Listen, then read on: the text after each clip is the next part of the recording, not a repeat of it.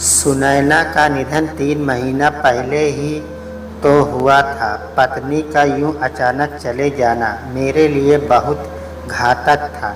इस सदमे ने मेरे वजूद को तोड़कर रख दिया था। मैं नहीं रहा था। मेरी स्थिति उस खंडर मकान जैसी हो गई थी जो नींव से तो जुड़ा था पर मकान कहलाने लायक नहीं था। इन 3 महीनों में ही परिवार पर से मेरा दबदबा लगभग खत्म हो चुका था। बहू स्नेहा, जो कभी मेरे पैरों की आहट से डरती और बचती फिरती थी, अब मुझसे जिहर करने लगी थी। बेटा प्रतीक मुझसे चेहरा उठाकर बात करने लगा था। दोनों पूरी तरह से गिरगिट की तरह रंग बदल चुके थे। आखिर क्यों, मैं कुछ समझ ही नहीं पा रहा था। वैसे तो घर में सभी तरह के काम करने के लिए नौकर है, पर अब मैं होटलाइनर हूँ। 24 घंटे वाला खिदमतगार। झाड़ू पोछा करने वाली सुबह 9 बजे आती है और अपना काम करके 10 बजे तक चली जाती है। उसके कुछ देर बाद ही चौका बर्तन करने वाली आती है और पौने घंटे में काम खत्म करके चली जाती है। कपड़े धोने के लिए अलग नौकरानी है और कार चलाने के लिए एक ड्राइवर भी है। लेकिन दिन में तो 24 घंटे होते हैं और 24 तरह के काम भी।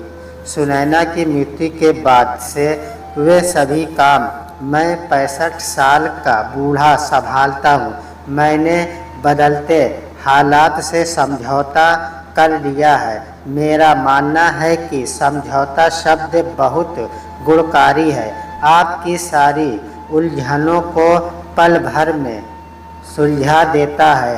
आपकी ज़िंदगी में बड़े से बड़ा तूफान आ जाए, मुलायम घास की तरह झुककर उसे गुजर जाने देना ठीक है।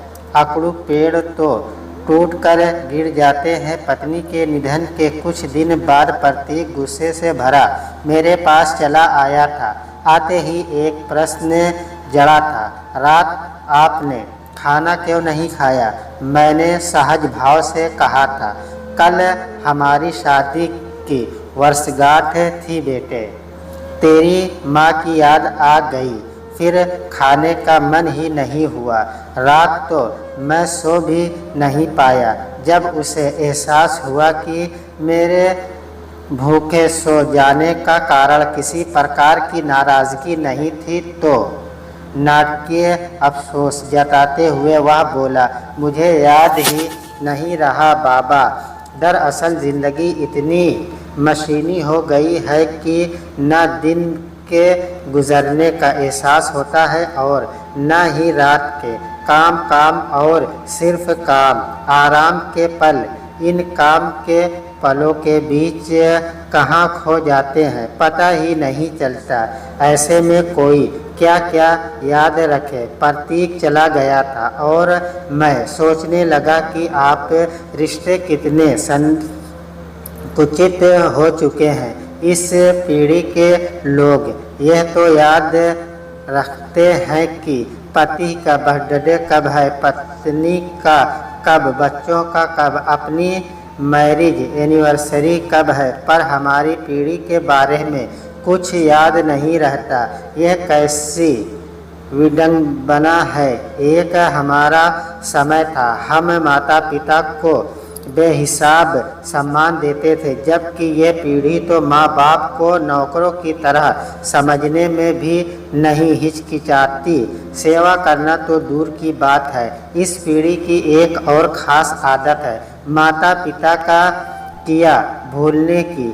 आज प्रतीक ये भी भूल चुका है कि उसकी पढ़ाई के लिए हमने यह घर कभी गिरवी रखा था। अपना भविष्य भुलाकर उसका वर्तमान संवारा था। पता नहीं इस पीढ़ी को अपने काम के सामने रिश्ते भी क्यों छोटे लगने लगते हैं। घर वालों से भी बातें करते समय शब्दों में वैश्विकता की बू आती है। पक्के पेशावर हो चुके हैं। हमारी शादी की वर्षगांठ भूल जाने का बड़ा ही अच्छा बहाना बनाया था उसने। सुनैना की मृत्यु से पहले तक घर में मेरा दबदबा हमेशा बना रहा। न प्रतीक ने कभी मुझसे आंखें मिलाकर बात की और न ही स्नेहा ने कभी ऐसा व्यवहार किया जिससे कि हमें ठेस पहुँचे। जीवन में हमने माता पिता से यही सीखा था कि घर तो सभी बना लेते हैं, आदर्श घर भी बनाए जा सकते हैं, पर घर को प्यार भरा घर बनाना असंभव नहीं तो दूभर ज़रूर होता है। ऐसा घर रिश्तों में प्यार व स्नेह की भावना से बनता है। प्यार केवल जोड़ता है, तोड़ता नहीं। उनकी इस नसीहत को मैंने घर की नींव में डाला था। यही कारण है कि मैं जब यह प्रयास करता रहता ताकि रिश्तों में कड़वाहट कभी न आए। एक दिन शरीर की टूटन के कारण मैं देर तक सोता रह गया तो स्नेहा ने मुझे कमरे में आकर जगाया। तेज़ आवाज़ में बोली, बाबा आपने तो हद कर दी है। सुबह 10 बजे उठने की आदत बना डाली है। दिन भर हमारे पीछे आप सोते रहते हैं, मुफ्त का खाना खाते हैं, इस आलीशान घर में रहते हैं। आपको ना पानी का बिल भरना पड़ता है और ना ही लाइट का। सर्दी में हीटर और गर्मी में एसी जैसी सुविधाएं तो हमने जुटा ही रखी है, तो क्या हम आपसे ये उम्मीद भी ना करें कि आप सुबह समय से उठ जाएं और घर संभालें। हम ऑफिस जा रहे हैं, घर में नौकर काम कर रहे हैं, उन्हें अकेला तो नहीं छोड़ा जा सकता। उठिए और घर का दरवाज़ा बंद कर लीजिए। स्नेहा मुझे नींद से झकझोर कर चली गई। मैं स्तब्ध था, सोच रहा था कि स्नेहा ने कितनी आसानी से मेरे एक दिन लेट उठने को मेरी रोज़ की आदत में तब्दील कर दिया था। शरीर की टूटन की परवाह न करते हुए भी उठकर दरवाज़ा बंद कर लिया था। कल प्रतीक ने भी ऐसा ही व्यवहार किया था। उसने ऑफिस जाते समय मुझसे कहा था, बाबा आखिर इस तरह कब तक चलेगा? आप घर का ज़रा सा भी ध्यान नहीं रखते। घर से नौकर सामान चुरा चुरा कर ले जाते हैं, रसोई से मसाले चोरी होते हैं, तेल घी हर 15-20 दिन में ख़त्म हो जाते हैं, साबुन पता नहीं कहाँ जाते हैं। मेरा एक तौलिया और एक नीली शर्ट कितने दिनों से ढूंढी नहीं मिल रही। स्नेहा की कई मैक्सियाँ और साड़ियाँ दिखाई नहीं देती है। घर में चोरियाँ न हो, आपको इसका ख्याल तो रखना चाहिए। ज़रा इस तरफ भी अपना ध्यान लगाइए। मन ही मन मैं उबल कर रह गया। जी में आया कि मुंह पर कसकर एक थप्पड़ जड़ दूँ। मुझे सिखाने चला है कि मैं क्या करूं, क्या ना करूं। आज के बच्चे जब घर में भी प्रोफेशनल किस्म की बातें करते हैं तो मुझे गुस्सा कुछ ज़्यादा ही आता है, चिढ़ होने लगती है। वैसे मैं समझ गया था कि उसने मेरे साथ ऐसा व्यवहार क्यों किया है। दिल्ली में विश्वास पात्र नौकर मिलना एक बड़ी समस्या है। बाहरी प्रदेशों से नौकरी की चाह लिए आए लोगों को बिना उनका आचरण और चरित्र जाने 24 घंटे घर में नहीं रखा जा सकता। पता नहीं वे कब कौन सा कांड कर बैठे या घर की बहुमूल्य संपत्ति लेकर चलते बने। उनकी इस ज़रूरत के लिए भला मुझसे अधिक लायक होल टाइमर नौकर और कौन हो सकता है। बस इसी क्षण मेरा मन घर से उछल गया। मुझे लगने लगा कि मेरी सल्तनत अब पूरी तरह से धराशायी हो गई है। परिवार में मेरी स्थिति शून्य हो गई है। घर में जोर बढ़ता तनाव मुझे पसंद नहीं था, इसलिए परेशानी मुझे अधिक थी। बेटा बहू मिलकर मुझ पर प्रहार किए जा रहे थे। परिवार में एक दूसरे को प्रति सहना यदि दूभर होने लगा तो घर टूटने की संभावना बढ़ ही जाती है। घर टूटे मुझे यह मंजूर नहीं था, क्योंकि मैं समझता था कि घर तोड़ना बहुत आसान है, उसे जोड़े रखना बहुत कठिन। सोचा कैसे हाथों से फिसलती रेत को रोकूं, अपनी परेशानियों को घर की चार दीवारें से बाहर जाने से बचाऊं, वह भी ऐसे समय में जब परिवार के किनारे टूटते हुए लग रहे हैं। रिश्तों में दरार साफ साफ दिखाई दे रही है। घर के झगड़े और रिश्तों में मनमुटाव के किस्से यदि बाहर जाने लगे तब कोई क्या कर पाएगा। जंग हसाई होगी, उसे न प्रतीक रोक पाएगा, न स्नेहा और न मैं। कपड़ा जरा सा फटा हो तो उसमें से थोड़ा ही दिखाई देता है, यदि पूरा का पूरा फट जाए तो कोई क्या छिपा पाएगा। मन हुआ था कि शांति से जीने के लिए इस जलाल भरी जिंदगी से हमेशा हमेशा के लिए दूर हो जाऊं। घर बेचकर इन्हें बेघर कर दूं और वृद्धाश्रम चला जाऊं, तब न रहेगा बांस और न बजेगी बांसुरी। इन रिश्तों के लिए मैं मर जाऊंगा। फिर स्नेहा किसे अपना क्रोध दिखाएगी, प्रतीक किससे यह कहेगा कि ज़रा इस तरह भी अपना ध्यान लगाइए। वृद्धाश्रम के हाल ही कौन से अच्छे होते हैं, वहाँ अजीब तरह की छिछोरेदर होती है।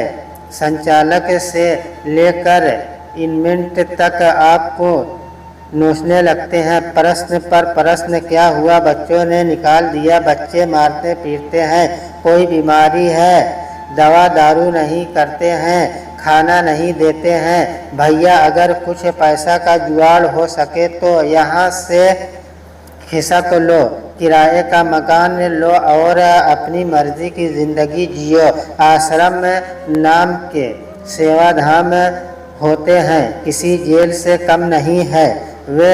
मैं तो इन बेतुके प्रश्नों का उत्तर देते देते ही मर जाऊंगा। दूसरे पल ही मेरी इस सोच को मन नकार गया। मेरे निश्चय की रिश्ता तोड़ने लगा। मन ने मुझे समझाया कि यदि मैंने ऐसा कदम उठाया तो स्नेह रूपी घर को बनाए रखने के सपने का क्या होगा। मैं अपने पैर पर आप ही कुल्हाड़ी नहीं मार लूँगा। मन ने यह भी समझाया कि एक क्षण तो मैं झगड़ों और मनमुटाव की बातों को घर से बाहर न जाने देने की बात सोचता हूँ, फिर दूसरे ही पल वृद्धाश्रम जाने की बात करता हूँ। यह विरोधाभास क्यों? क्या मेरे रिश्ते इस तरह हमेशा के लिए नहीं टूट जाएंगे? हमारी पीढ़ी के लोग कहेंगे कि कैसे मतलबी होते हैं आज के बच्चे, जिन्होंने ज़रा से खर्च के बोझ की खातिर बूढ़े बाप को घर से निकाल दिया। इस पीढ़ी के बच्चे सोचेंगे कि घर आखिर घर होता है, उसमें हमेशा कूड़ा जमा किए रखने की कोई जगह नहीं होती। प्रतीक और स्नेहा ने ठीक ही किया। कम से कम अब बूढ़ों से कोई अटल तो नहीं रहेगी और न रहेगी हर वक्त की चक दोनों अब अपने तरीके से जी तो सकेंगे। दोपहर को मेरे सोने का समय होता है, तब तक घर के सभी काम खत्म हो जाते हैं। खाना बनाने वाली मेरे लिए खाना बनाकर जा चुकी होती है। उसके जाने के बाद मैं तसल्ली से खाना खाता हूँ और खाकर सो जाता हूँ। शाम को काम का सिलसिला 5 बजे से शुरू होता है। उससे कुछ पहले उठकर मैं चाय पीता हूँ और नौकरों के आने का इंतज़ार करने लगता हूँ, पर आज मुझे नींद ही नहीं आई।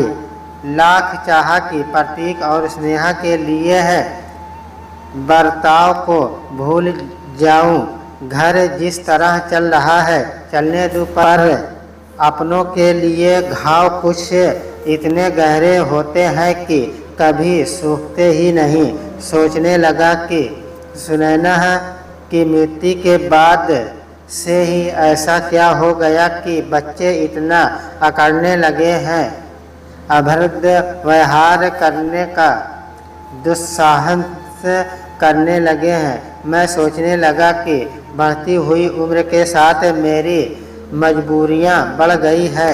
मैं अशक्त हो गया हूँ, हाथ पैर अब साथ नहीं देते। बीमारियों ने शरीर पर अपना कब्जा कर लिया है। एक जाती है तो दूसरी आती है। कुछ तो पक्का घर बना बैठी है। यदि डॉक्टरों की बात मानूं तो जिंदगी 1/4 ही बची है। दिमाग दगा दे चुका है। क्या सही है और क्या गलत समझ में ही नहीं आता। मन और मस्तिष्क के बीच उठापटक चलती रहती है। पूंजी के नाम पर अब केवल यह मकान ही है। बाकी जो थी वह सुनैना की बीमारी में खत्म हो गई। ज़रा सी ज़रूरतों के लिए मुझे इन बच्चों पर ही निर्भर रहना पड़ता है। शायद ये मजबूरियां ही इनकी अकड़ और अभद्र व्यवहार का कारण हो। केवल मेरी ही नहीं, इनकी भी तो मजबूरियां हैं। दिल्ली में मकान खरीदना आसान बात नहीं है। मकानों की कीमतें दिन दुगनी रात चौगुनी बढ़ती जा रही है। इस उम्र में महंगे मकान खरीदने का पैसा इनके पास नहीं है।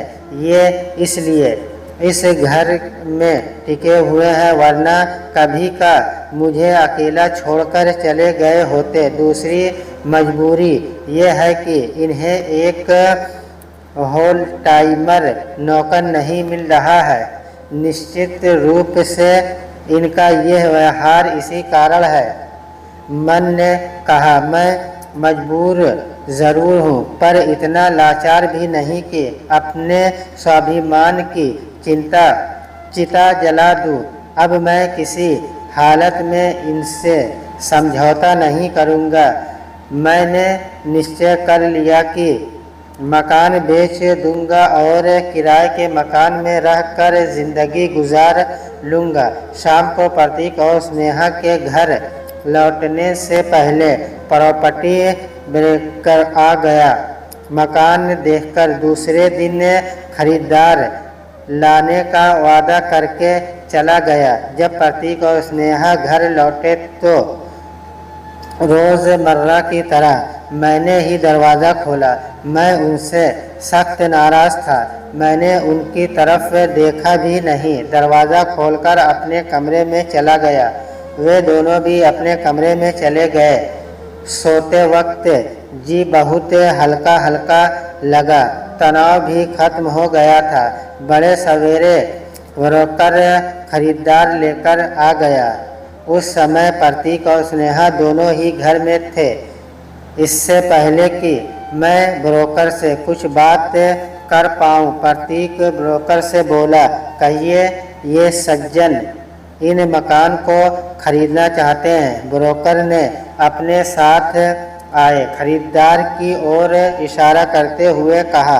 अब इससे पहले कि प्रतीक कुछ और पूछ पाए, मैं बोल उठा, मैं ये मकान बेच रहा हूँ। आप मकान बेच रहे हैं क्यों? प्रतीक मेरे इस फैसले पर अचंभित दिखा। मेरी मर्जी, ये मकान नहीं बिकेगा, ये मैं कह रहा हूँ। प्रतीक ने अब ब्रोकर की तरफ मुड़कर कहा, आप जाइए प्लीज़, बाबा ने यह फैसला ज़रा जल्दी में ले लिया है। अगर हम पक्का निर्णय ले सके तो मैं खुद आपको फ़ोन करके बुला लूँगा। ब्रोकर और परचेजर दोनों लौट गए। मेरे क्रोध की सीमा टूटने वाली ही थी कि प्रतीक मुझसे बोला, ये आप क्या करने जा रहे हैं बाबा? अपना प्यारा सा घर बेच रहे हैं? आखिर क्यों? ताकि मैं तुम लोगों के अत्याचार से छुटकारा पा सकूं। जीवन के जो आखिरी दिन बचे हैं उन्हें चैन से जी सकूं। मुझे नौकर बनाकर छोड़ दिया है तुम दोनों ने। बच्चे मुझे अपमानित करें ये मैं कभी बर्दाश्त नहीं कर सकता। मैं आवेश में कांपने लगा था। प्रतीक मुझे बाहों से थामते हुए बोला, बाबा मैं आपके आक्रोश का कारण समझ गया हूँ। आप पहले बैठिए। मुझे कुर्सी पर बिठाने के बाद वह और स्नेहा फर्श पर मेरे समीप ही बैठ गए। प्रतीक ने मेरा हाथ अपने हाथों में लेते हुए बोलना शुरू किया, आप स्नेहा और मेरे व्यवहार से नाराज़ हैं, मैं समझ चुका हूँ। हम भी पश्चाताप में जल रहे हैं, ये हमारा सच है। हम आपसे इस व्यवहार के लिए क्षमा मांगना चाहते हैं, पर आपके खौफ के कारण हम आपका सामना करने की हिम्मत नहीं जुटा पाए। हमारे ही व्यवहार के कारण ये घर बिखर जाएगा। बाबा, हम उन बच्चों में से नहीं हैं जो घर में अपने बुजुर्ग की अहमियत नहीं समझते। दरअसल दिन भर की भागम भाग और काम की टेंशन हमें इतना चिड़चिड़ा कर देती है कि हम कभी कभी ये भूल जाते हैं कि हम किससे बातें कर रहे हैं और क्या बातें कर रहे हैं। प्रतीक की इन बातों से मेरा क्रोध कुछ शांत हुआ। मैंने प्रतीक और स्नेहा के चेहरों को पढ़ा। वास्तव में पश्चाताप उनके चेहरे पर डोल रहा था। संवेदनाओं के बादल उमड़ घुमड़ रहे थे। किसी भी समय आंसुओं की बारिश संभव थी। प्रतीक ने अपनी बात आगे बढ़ाई, बाबा पहले तो आप यह समझ लीजिए कि आप हम पर बोझ नहीं हैं, आप मजबूर भी नहीं हैं, और यह भी कि हम भविष्य में आपको अकेला छोड़कर कहीं जाने वाले नहीं हैं। घर में आपका स्थान नौकरों का भी नहीं है। आप ज़रा मेरे साथ हमारे कमरे में चलिए, वहाँ मंदिर को देखिए और खुद तय कर लीजिए कि हमारे दिल में आपका स्थान कहाँ है। सोचिए, यदि घर में 3 प्राणी हो और उनमें से 2 सुबह से रात तक घर से बाहर रहते हो, तो पीछे से घर कौन संभालेगा? वही जो घर में रहता हो। प्रतीक ने लंबी सांस ली, भर आई आँखों को अपने रुमाल से पोंछा। स्नेहा ने भी अपनी आँखें पोंछी। प्रतीक फिर बोला, उठा होता यह है कि जीवन की मुख्य धारा से अलग थलग पड़ते बुजुर्ग अपने आप को असुरक्षित महसूस करने लगते हैं। इनसिक्योरिटी की ये भावना उनके डर और शंकाओं को जन्म देती है। ये हर वक्त यही सोचते रहते हैं कि उनके इस बुरे वक्त में उनका सहारा कौन बनेगा। बच्चे उनकी आंखों से दूर हो जाएं तो लगता है कि बच्चों को भी उनकी परवाह नहीं है। ये इनसिक्योरिटी की भावना फिर उन्हें सही सोचने ही नहीं देती। हमारी पीढ़ी भी बाबा बुजुर्गों के प्रति कुछ कम लापरवाह नहीं है। हम खुली ज़िंदगी जीना चाहते हैं। कोई रोक टोक और अनुशासन हमें पसंद नहीं। जब हम घर से बाहर होते हैं, खुले आकाश में आज़ाद पंछियों की तरह उड़ते हैं, जो जी चाहे करते हैं, और जब घर में घुसते हैं तो हमारी आज़ादी के पंख कट जाते हैं। हम घर में फड़फड़ाते रहते हैं। बुजुर्गों का दबदबा, खौफ और घर का अनुशासन घुटन पैदा करने लगता है। तब हमारा भी मन करता है कि इस घुटन भरी जिंदगी से दूर भाग जाए। ऐसे में दोनों पीढ़ियों के बीच सामंजस्य नहीं बन पाता। दोनों पीढ़ियां ही मानने लगती है कि घर में यदि सास बहू है तो झगड़ा तो होता ही, बुजुर्ग और युवा साथ साथ रहते हैं तो टकराव तो होता ही।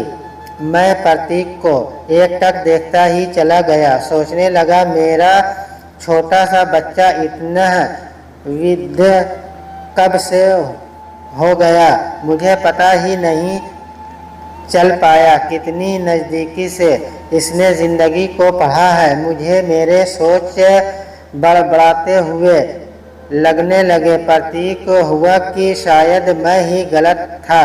प्रतीक फिर बोल पड़ा, बाबा, आपने हमें सिखाया था कि घर तो सभी बना लेते हैं, आदर्श घर भी बनाए जा सकते हैं, पर घर को प्यार भरा घर बनाना असंभव नहीं तो दूभर तो होता ही है। ऐसा घर रिश्तों में प्यार व स्नेह की भावना से बनता है। जो रिश्ता टूट जाए, समझ लो वहाँ प्यार था ही नहीं। बड़ा होते होते इस सीख का सही अर्थ मैं समझ गया हूँ।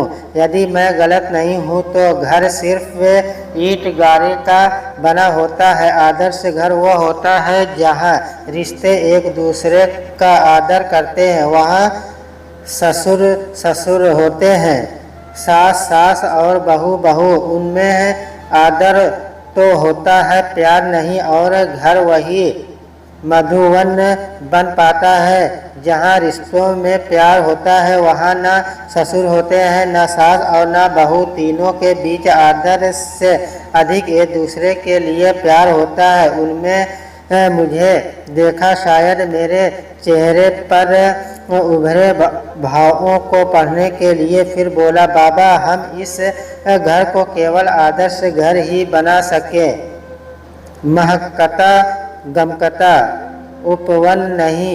ये घर आज तक आपके खौफ में जिया है। हम डरते डरते जीते रहे हैं। रिश्ते में प्यार था कहाँ, सिर्फ खौफ था।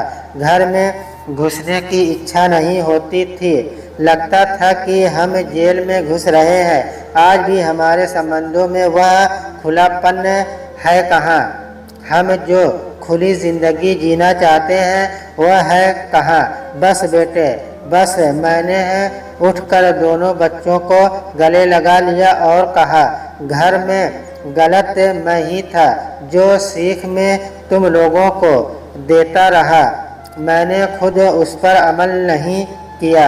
अभी इसी वक्त मैंने अपने खौफ का गला घोट दिया है। अब हम तीनों आपस में मित्र हैं, ससुर बेटा या बहू नहीं। दोनों बच्चे मुझसे लिपट लिपट कर रोने लगे। मेरी आंखें भी बिना बहे न रह पाई। अब मैंने अपना कमरा जो घर के मुख्य द्वार के पास था उन्हें देकर खुद को घर के पिछवाड़े में शिफ्ट कर लिया है ताकि बच्चे अपनी खुली ज़िंदगी जी सके। मुख्य द्वार पर लगी अपनी नेम प्लेट हटाकर प्रतीक के नाम की लगवा दी है। अब हम तीनों जब साथ बैठते हैं तो हंसी ठट्ठे ही सुनाई देते हैं। अब घर से बाहर जो भी बुजुर्ग या युवा मुझसे मिलते हैं, मैं सभी से कहता हूँ कि यदि घर को घर बनाए रहना है तो बुजुर्ग अपना रुतबा छोड़े, बच्चों को खुली ज़िंदगी दे और बच्चे अपने बुजुर्ग को कूड़ा ना समझे, उनका ख्याल रखें। विचारों का ये है तालमेल घर में प्यार ही प्यार भर देगा। वो प्यार जो सबको आपस में जोड़ता है, एक दूसरे से तोड़ता नहीं।